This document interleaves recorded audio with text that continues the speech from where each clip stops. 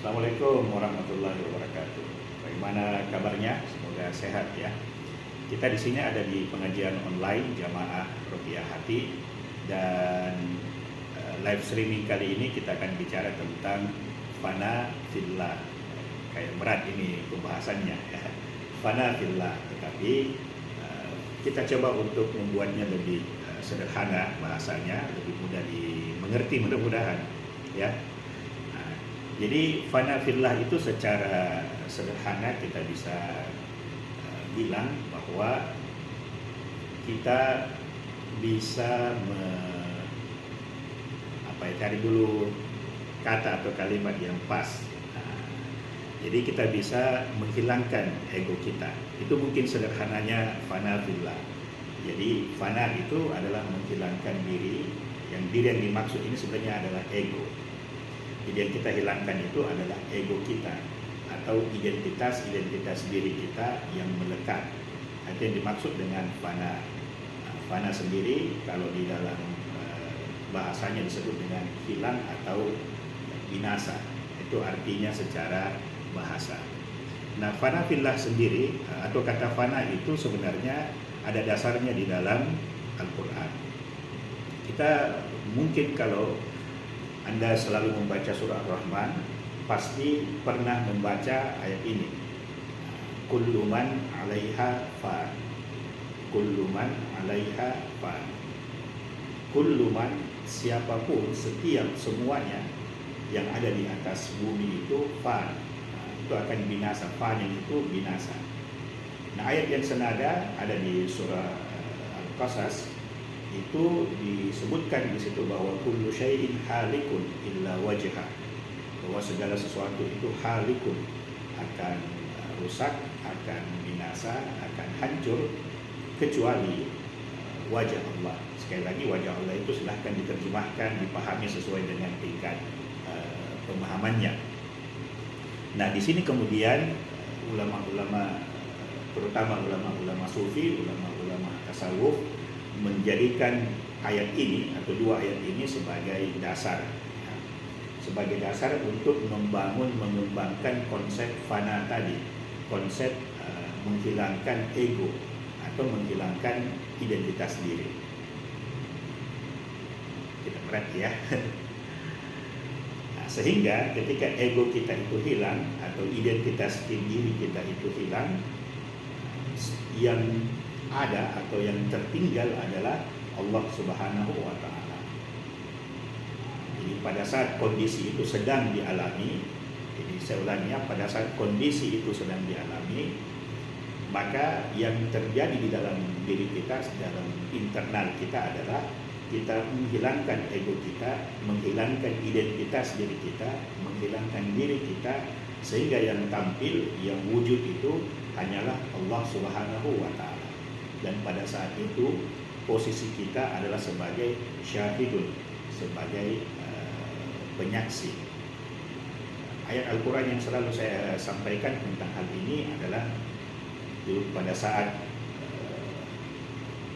kita mau dilahirkan di dunia, ceritanya atau pemahamannya adalah kita mengambil perjanjian dengan Allah Subhanahu wa Ta'ala. Wa iz akhadha rabbuka min bani adama min zuhurihim dzurriyyatahum wa asyhadahum ala anfusihim. Jadi ketika jiwa ini bersaksi ya, wa asyhadahum ala anfusihim alastu bi rabbikum qalu bala syahidna.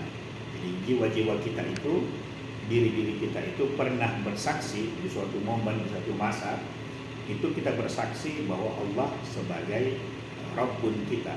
Jadi alastu bi rabbikum, bukankah aku sebagai Rabbmu, sebagai penciptamu, sebagai pengurusmu, sebagai pengaturmu. Pada waktu itu qalu bala syahidna. Jadi syahadat, jadi penyaksian pada momen itu adalah penyaksian. Itu yang penting. Jadi ketika ego kita ini hilang, ketika identitas diri kita ini hilang, kita fana fillah, yang ada hanyalah Allah Subhanahu wa Ta'ala. Ada beberapa ayat-ayat lain, misalnya di surah Al-Baqarah ayat 143, itu Anda bisa baca, "Wakadzalika ja'alnakum ummatan wasatan litakunu syuhada'a 'alan nas wa yakuna rasulu 'alaikum syahida.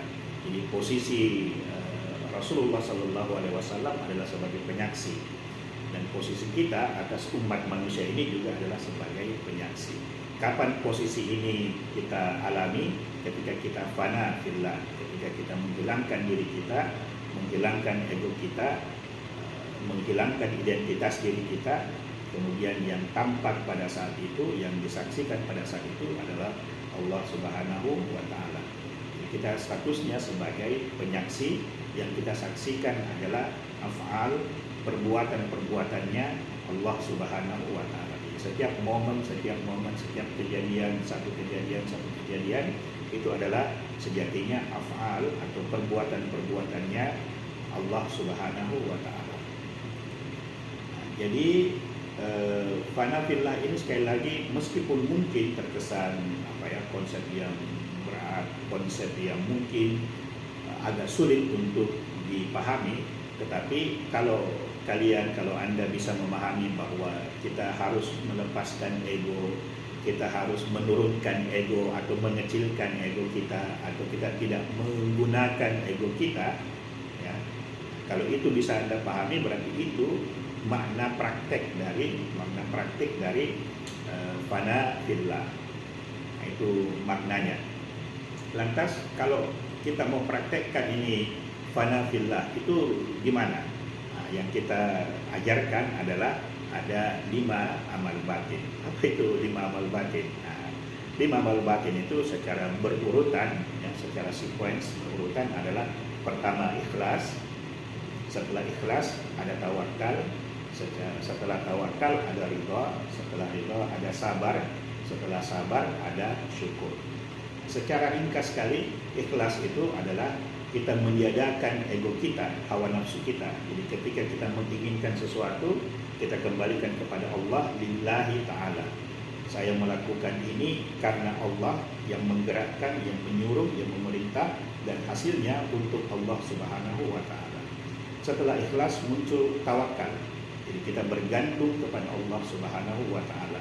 La haula wa la quwata illa billahil aliyyil azim. Daya, tenaga yang kita gunakan dalam usaha kita itu adalah milik Allah. Kita ibaratnya hanya corong atau hanya kabel atau hanya pipa yang menyalurkan air, yang menyalurkan energi listrik hingga tiba di tempatnya. Jadi kita hanya sebagai saluran saja, sebagai pipa saja, sebagai penghubung atau pengantar. Tidak ada daya kita, tidak ada kuasa kita, tidak ada kemampuan kita. Kita serahkan itu kepada Allah Subhanahu wa Ta'ala untuk dalam tanda petik bekerja. Wa ma ramaita iz ramaita walakinallaha rama. Setelah tawakal ada ridha. Ridha itu sederhananya adalah kita menerima apapun yang terjadi, ya. Setelah usaha maupun yang kita tidak usahakan, itu kita menerima dengan hati senang dan senang hati. Nah, selanjutnya setelah ridha ada sabar. Sabar itu kita pakai kalau hasil yang kita dapat tidak sesuai dengan apa yang kita inginkan. Sebaliknya, setelah sabar ada syukur. Nah, syukur itu kita menghargai, kita berterima kasih kepada Allah atas hasil yang kita dapatkan, yang kemungkinan hasil itu sesuai dengan kehidupan kita.